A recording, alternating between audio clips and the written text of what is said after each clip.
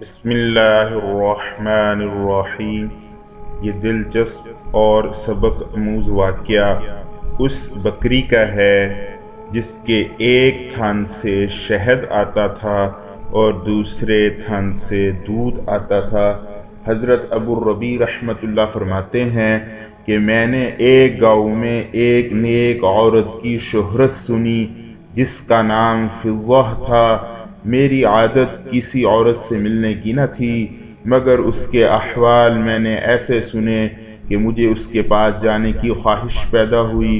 میں اس گاؤں میں گیا اور اس کی تحقیق کی تو مجھے لوگوں نے بتایا کہ اس کے یہاں ایک بکری ہے جس کے تھنوں سے دودھ اور شہد دونوں نکلتے ہیں۔ مجھے یہ سن کر تعجب ہوا۔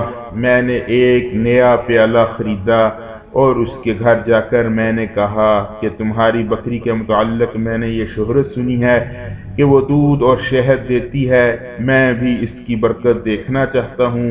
اس نے وہ بکری میرے حوالہ کر دی۔ میں نے اس کا دودھ نکالا تو واقعی اس میں سے دودھ اور شہد نکلا۔ ہم نے اس کو پیا۔ اس کے بعد میں نے پوچھا یہ بکری کہاں سے آئی تمہارے پاس؟ کہنے لگی اس کا قصہ یہ ہے کہ ہم غریب آدمی ہیں، ایک بکری کے سوا ہمارے پاس کچھ نہ تھا، اسی پر ہمارا گزارا تھا۔ اتفاق سے بقر عید آ گئی۔ میرے خاوند نے کہا ہمارے پاس کچھ اور تو ہے نہیں، یہ بکری ہے ہمارے پاس، لاؤ اسی کی قربانی کر لیں۔ میں نے کہا ہمارے پاس گزر کے لیے اس کے سوا تو کوئی چیز ہے ہی نہیں، ایسی حالت میں قربانی کا حکم تو ہے ہی نہیں، پھر کیا ضرور ہے کہ ہم قربانی کریں؟ خاوند نے یہ بات مان لی اور قربانی ملتوی کر دی۔ اس کے بعد اتفاقاً اسی دن ہمارے یہاں ایک مہمان آ گیا تو میں نے خاوند سے کہا کہ مہمان کے اکرام کا تو حکم ہے اور کوئی چیز تو ہے نہیں، اس بکری ہی کو ذبح کر لو۔ وہ اس بکری کو ذبح کرنے لگا۔ مجھے یہ خیال ہوا کہ میرے چھوٹے چھوٹے بچے اس بکری کو ذبح ہوتے دیکھ کر رونے لگیں گے، اس لیے میں نے کہا کہ باہر لے جا کر دیوار کی آڑ میں ذبح کر لو، بچے نہ دیکھیں۔ وہ باہر لے گئے اور جب اس پر چھری چلائی تو یہ بکری ہماری دیوار کے اوپر کھڑی تھی اور وہاں سے خود اتر کر مکان کے صحن میں آ گئی۔ مجھے یہ خیال ہوا کہ شاید وہ بکری خاوند کے ہاتھ سے چھوٹ گئی۔ میں اس کو دیکھنے باہر گئی تو خاوند اس بکری کی کھال کھینچ رہے تھے۔ میں نے ان سے کہا بڑے تعجب کی بات ہے، ایسی ہی بکری تو گھر میں ہے۔